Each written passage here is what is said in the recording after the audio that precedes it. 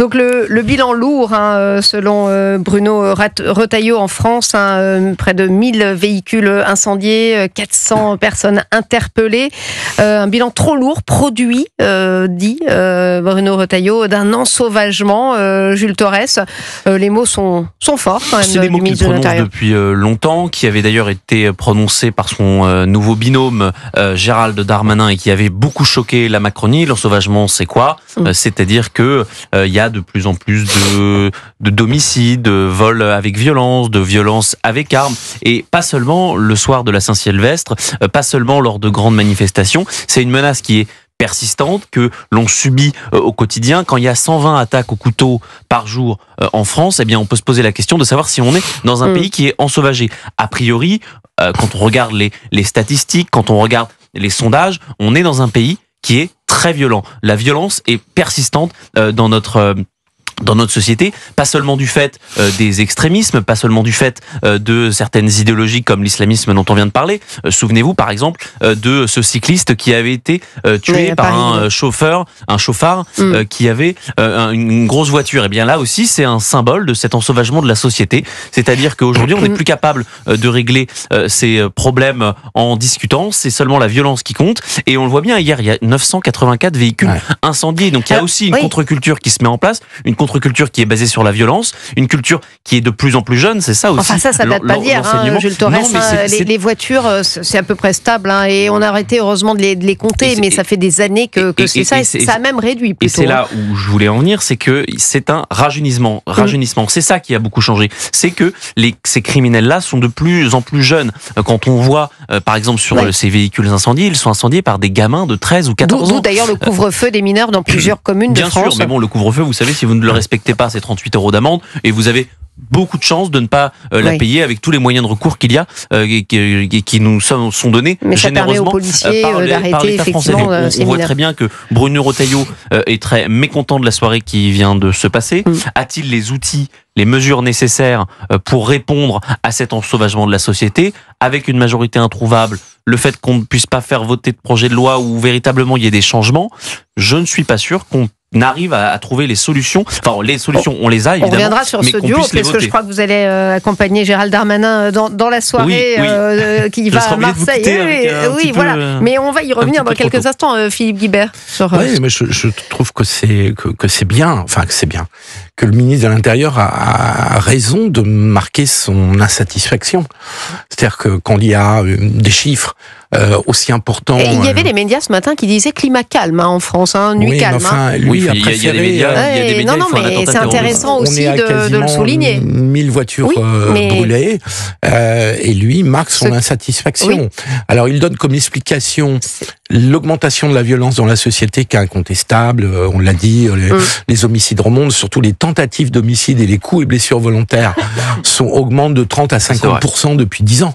Donc il faut se mesurer ça quand même, 30 à 50% sur les tentatives d'homicide et les coups et blessures volontaires depuis 10 ans.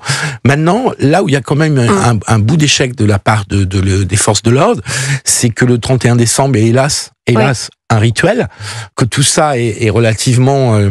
connu, qu'on connaît aussi les quartiers où ça se déroule, et donc ce bilan signe quand même un demi-échec quand même des forces de l'ordre. Jules Torres, donc demain, Gérald Darmanin rencontrera des mineurs délinquants, justement, condamnés dans un centre éducatif fermé proche de Marseille. Vous l'accompagnez ? Oui, je vais l'accompagner, donc je pars ce soir en avion. Il va faire une journée qui commence très tôt, ça va être à 8h du matin, avec une séquence au tribunal judiciaire de Marseille.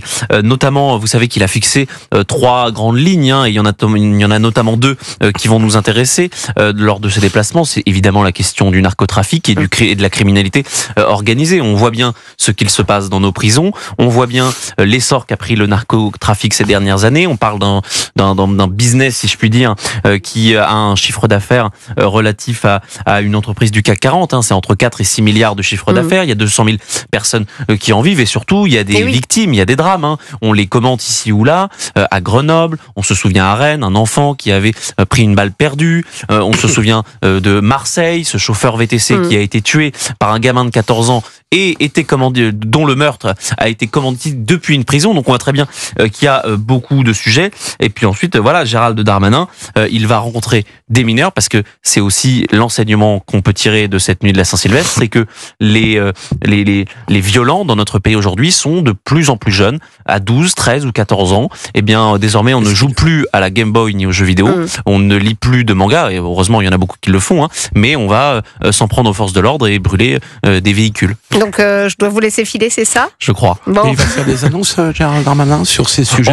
Il a l'annonce assez facile depuis qu'il est, je crois, il nous a occupé lors du réveillon de Noël. À mon avis, très compliqué de les lister toutes. Il en a fait au moins une trentaine depuis. Il en a fait une dizaine dans son interview au Parisien dimanche dernier. Donc évidemment qu'il y aura des mesures, mais je pense qu'il va surtout insister sur ses priorités, la question des prisons, la question du narcotrafic et de la criminalité organisée. Merci Jules Thorez, vous libère. Stéphanie, alors, je suis désolé de vous quitter aussitôt. Mais oui, vous voyez, vous n'êtes pas resté très longtemps.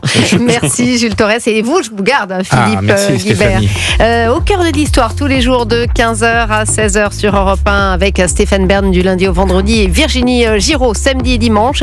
Ils vous font le récit d'événements, de lieux, de personnages qui ont façonné l'histoire. Demain, Stéphane Bern retrace l'histoire de Arthur Conan Doyle, le créateur de Sherlock Holmes. Tous les épisodes d'Au cœur de l'histoire sont à retrouver dès maintenant en replay et en podcast sur europe1.fr et l'application Europe 1. Restez avec nous, on se retrouve dans quelques instants. Europe 1 Soir. 19h, 21h. Stéphanie Demuru. Philippe Guibert est toujours avec nous dans ce studio, rejoint par Georges Fenech, ancien magistrat.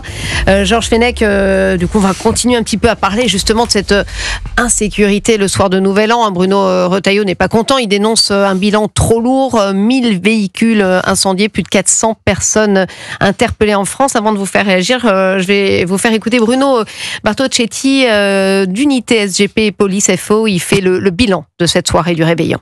C'est un drame pour une famille qui a envie de fêter la nouvelle année, et on a voilà des tirs de mortier, on a des voitures incendiées, et on a des policiers qui ont été blessés. Là, je parle de manière générale, en France, et puis on a à Strasbourg, comme on le sait aussi, cet adolescent qui s'est fait tuer, et ça m'est difficile de dire que ça s'est globalement bien passé. On travaille avec beaucoup de conscience, comme vous le savez, mais malgré tout, le risque zéro n'existe pas, et on a affaire à des dégénérés qui ne sont là que pour semer la panique, pour déranger, et c'est très compliqué de travailler effectivement dans ces conditions. Et Georges Fenech, c'est vrai que ce matin, je voyais certains titres de presse, climat plutôt calme dans l'ensemble. Ça paraît incroyable de s'extasier que la France n'ait pas explosé un soir de réveillon. Ce policier nuance effectivement en rapportant certains incidents cette nuit. Plus que des incidents, puisqu'il y a un jeune de 14 ans qui est décédé, il y a un enfant... Oui. Pas forcément, là, je me permets de le dire, pas forcément lié à cette soirée de réveillon. Le policier le précisait très clairement ce matin. Un enfant de 2 ans qui a reçu un tir à Lyon, Place Bellecour. Blessé à l'œil. Et puis, alors, j'ai été très surpris par le chiffre qui a été annoncé cet après-midi par le ministre de l'Intérieur, parce qu'on n'en a pas parlé ce matin, 984 précisément véhicules qui ont été incendiés, ce qui correspond effectivement à la moyenne, bon an mal an, entre 800 et 1000 incendies de véhicules. Fourchette haute. Voilà, c'est plutôt la fourchette haute. Moi, je salue d'ailleurs la transparence du ministre de l'Intérieur. Il en a fait d'ailleurs je dirais un style politique. Il le dit, il ne cache pas la réalité. C'est important qu'il le fasse. Oui, parce que pendant longtemps, on ne les a plus comptés pour ne pas attiser justement ce concours un petit peu malsain. Oui, il ajoute aussi sa satisfaction de travailler auprès du nouveau garde des Sceaux, Gérald Darmanin. Il le dit, nous sommes là tous les deux justement pour lutter contre ces phénomènes, et il emploie, vous avez raison, le terme d'ensauvagement, qui n'était jamais employé ni par Monsieur Miguet, ni encore moins par Monsieur Éric Dupond-Moretti. Bon, là on est au terme de la sémantique, maintenant il faut voir l'action, ce qui sera possible de faire. Ce qui est vraiment désolant, consternant, c'est que depuis plusieurs décades, c'est pas nouveau, on n'a jamais réussi à empêcher ce genre d'événement. Jamais, voyez-vous. Moi, je dirais, pour reprendre la formule de Gilbert Cesbron, mais c'était après la Seconde Guerre mondiale, ce sont des chiens perdus sans collier, ces jeunes. Vous comprenez ? Il y a des carences familiales. Il y a un recul total de l'autorité partout. Il y a une défaillance de la justice des mineurs. On le sait. D'ailleurs, il y a un projet en cours, voyez-vous. Donc, je pense que l'État n'a pas fait, ne fait pas encore ce qu'il devrait faire pour empêcher ces jeunes... Et que devrait-il faire, Georges on, Fenech? On le sait au fond, on le sait très bien ce qu'il faut faire.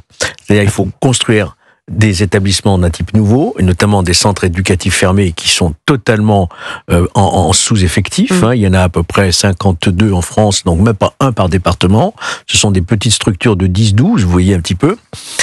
Il faut évidemment beaucoup plus d'éducateurs, beaucoup plus de services de prévention. Il faut une justice qui soit rapide, qui sanctionne au moment de la commission des faits par des courtes peines, de façon à stopper cette escalade. Voyez-vous, il faut rétablir donc les courtes peines, il faut rétablir les sanctions rapprochées de la commission des faits et non pas renvoyer au calendrier grec. Il faut évidemment responsabiliser toujours davantage les parents. Ne serait-ce qu'en les frappant au porte-monnaie quand c'est nécessaire, en tout cas de mettre des tutelles aux prestations sociales. Bon, il y a un certain nombre de mesures qu'on espère qu'elles seront prises, même s'il n'y a pas de majorité à l'Assemblée nationale. Moi, je pense qu'il y a... Oui. Je pense que sur la définition d'une nouvelle politique pénale à travers cette idée de courte peine, je pense qu'une majorité peut se trouver à l'Assemblée nationale. Parce que il y a tout de même non pas un consensus, mais quand même un accord assez large sur le fait que la politique qui a consisté à détricoter justement toutes les courtes peines n'a pas produit de très bons résultats, et plutôt l'inverse. Et donc je pense c'est récent, Pardon ? C'est récent, c'est 2021. Oui, mais qu'on a supprimé les courtes peines. Mais ça s'inscrivait dans une tendance où on ne voulait pas incarcérer pour des durées. Gérald Darmanin semble bien décidé à les remettre, en tout cas. Je suis content que ce soit un socialiste, un ancien, qui le dise aujourd'hui, vraiment. Oui, parce que je trouve que le sentiment d'impunité pour une société est complètement délétère. Bravo. C'est pas. Non, mais c'est terrible. Ça détruit la cohésion d'une société. Et j'entends plein de gens de gauche, justement, dont j'ai été assez proche à une époque, venir se plaindre à tout moment que certains votes puissent progresser, le vote pour le RN, pour le dire, sans jamais je me souviens de Manuel Valls qui voulait rétablir les courtes peines en 2013, et Madame Taubira s'y était opposée. Oui, bien sûr. Il y a toujours eu cette... Manuel Valls a toujours en tout cas, Gérald Darmanin semble bien décidé à accéder à votre demande, mon cher Georges Fenech. C'est pas ma demande personnelle, Alors, Stéphanie.